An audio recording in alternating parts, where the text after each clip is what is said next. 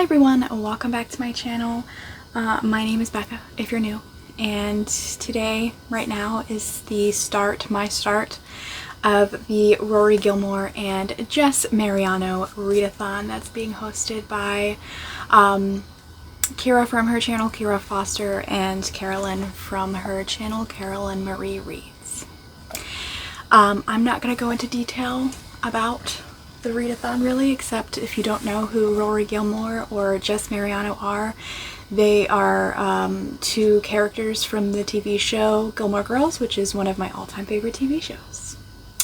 So the prompts for the readathon basically read a book that the show introduced you to, and then read a book on Jess Mariano's reading list. Both Rory Gilmore and Jess Mariano have their own reading lists. Some of the books on them are on both lists. Everything is going to be in the description box, including my TBR video if you were interested in knowing more. I don't know why, but if you were, it's down there. Anyway, I'm going to start off this readathon. It's about 10:30. I decided, because you could start it whenever you wanted to, which is fantastic. I decided to start at 10:30 because there's no way I'm going to want to read after 10:30 tomorrow night. So that's why I'm starting now. Also because I watched a movie instead of starting, so there you go. I am going to start the readathon off with Northanger Abbey by Jane Austen. Yeah, this is a book. I'll tell you more about it later. I want to read, well, the first chapter is really short. The first 2 chapters before bed. That's the first 10 pages. So yeah, my goal to start reading this. I did download the audiobook because I wanted to do some arts and crafts, and so I would listen to the audiobook while I was reading. So yeah, that might be what I do tomorrow. I'm just going to read for now, and actually I kind of want to do a puzzle. Maybe I'll listen and do a puzzle. Anywho, tomorrow I have book club, which is not very conducive to a 24-hour readathon, but that's okay. I don't mind. I really only want to finish this book, and it's less than 200 pages. So yeah, welcome to the vlog. I hope you're having a fantastic day, and yeah, let's get some reading done.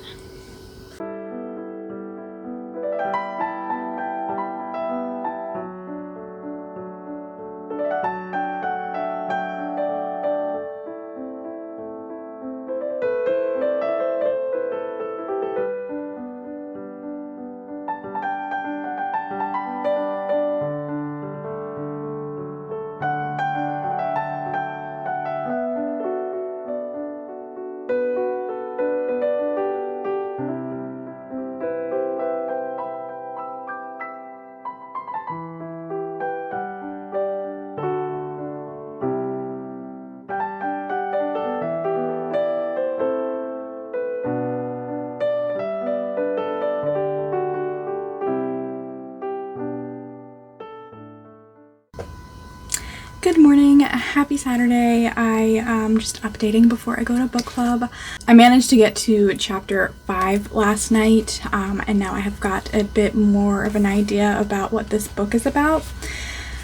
So basically our main character, Catherine, she ends up meeting this young clergyman who, you know, like they meet at a party thing while she's on holiday, and she like they dance and they talk a lot, and like she's just starting to get to know him, and then he disappears.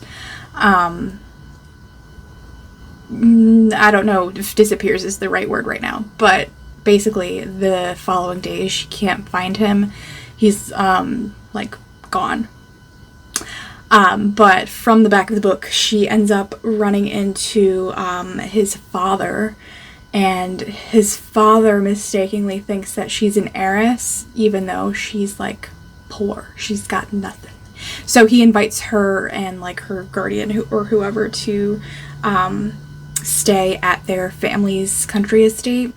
And then the heroine, she loves gothic romances, and so she thinks like things are happening even though she's just like reading into normal everyday things.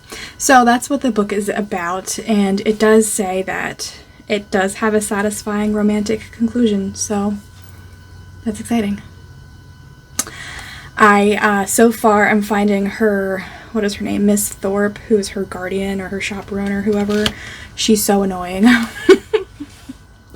I'm reading, because I was listening to the audiobook, and not that her voice was very different, but like just the different, like, I don't know, inflection that the narrator was giving her, like the character's voice was just like so annoying, and I was just like, I don't want to listen to this right now because it was giving me a headache. So funny, but I'm going to continue reading today. I'm on page 17, so I'm gonna finish this today. This might be the only book that I read for this readathon, so oops. Anyway, I'm gonna go to book club now, so bye. So that kind of turned into an all-day event. I'm going to cheat and continue my 24 hours of reading where I left off yesterday. So last night I stopped reading at 11, so I can start back up at 11 tonight and then finish at 10:30 Sunday. So sorry, not sorry. That's what's gonna happen, so I'll see you tomorrow.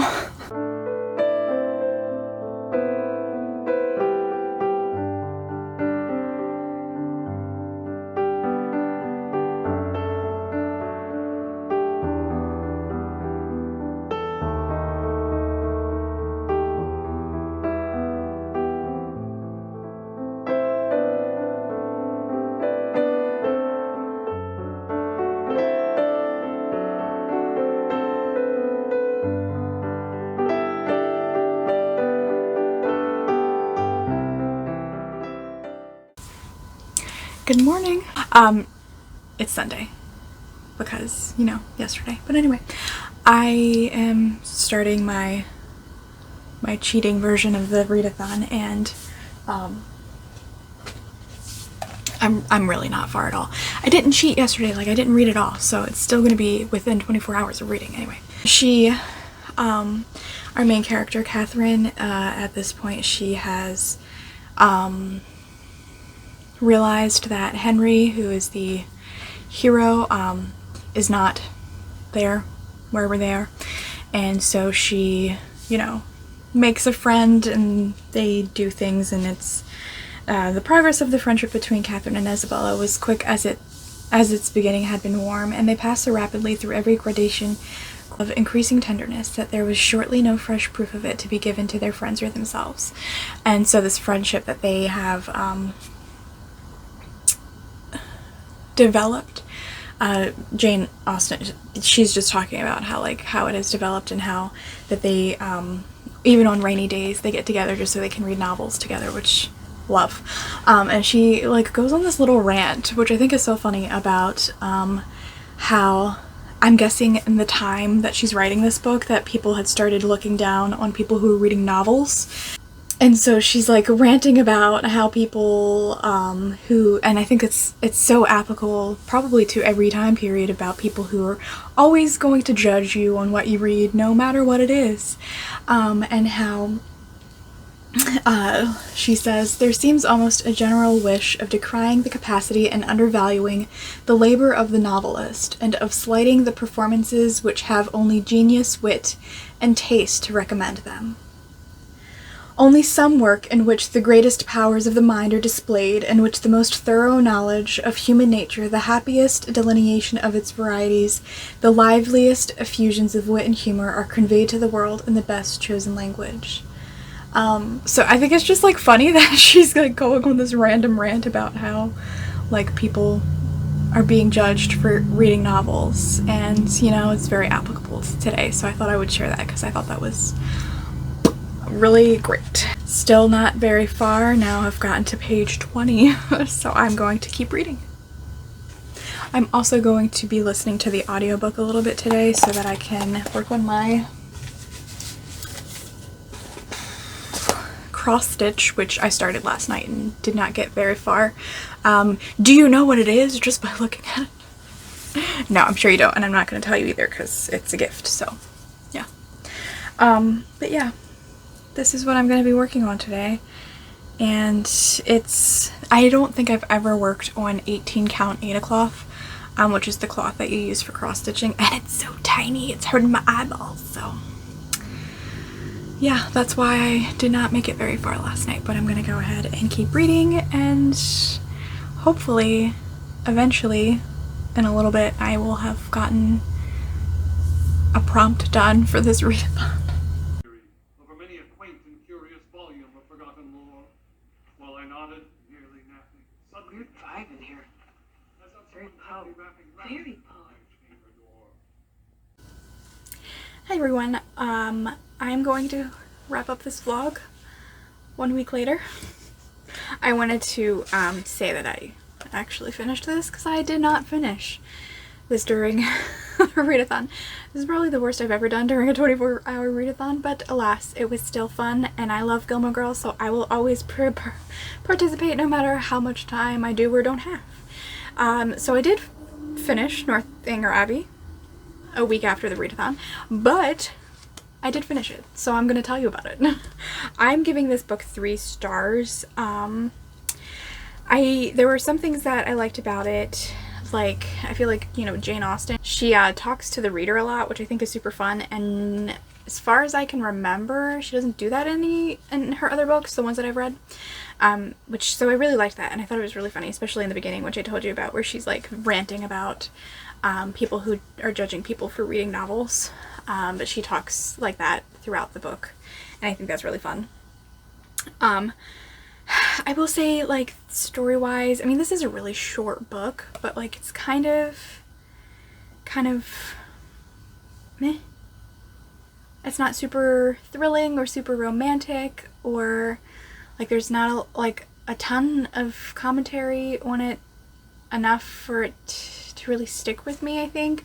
So basically, it's about Catherine, who meets Henry Tilney, and she ends up getting invited to stay over, to stay at Northanger Abbey, which his family owns, and, you know, you basically find out, and I mean, spoiler, but like, this book was written hundreds of years ago.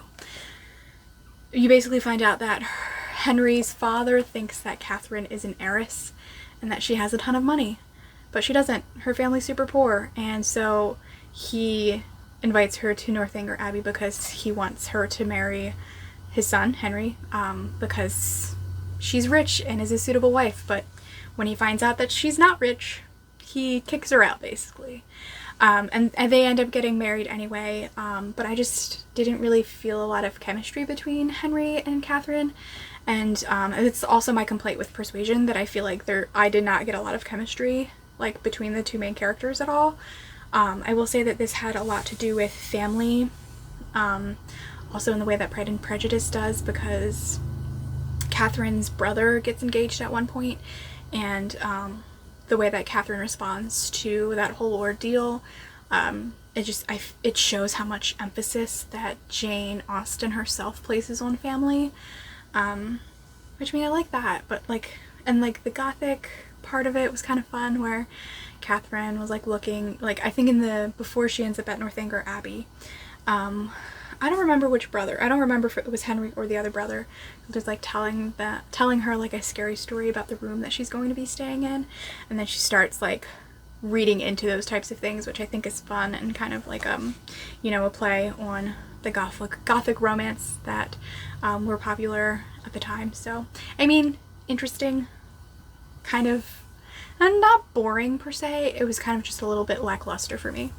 But yeah, I listened to the audiobook. I don't like the narrator, but I don't, like, hate her. She's kind of just, like, she wasn't really adding anything for me. But yeah. I have now read my 4th Jane Austen, which just feels so shocking to me. I don't know, that's so weird to me. Anyway, so as for the prompts, I read one book that was on the Jess Mariano list and also on the Rory Gilmore list, so check. Did I make a hot beverage? No. Did I watch Gilmore Girls? A lot. So pretty good readathon overall. I really enjoyed it.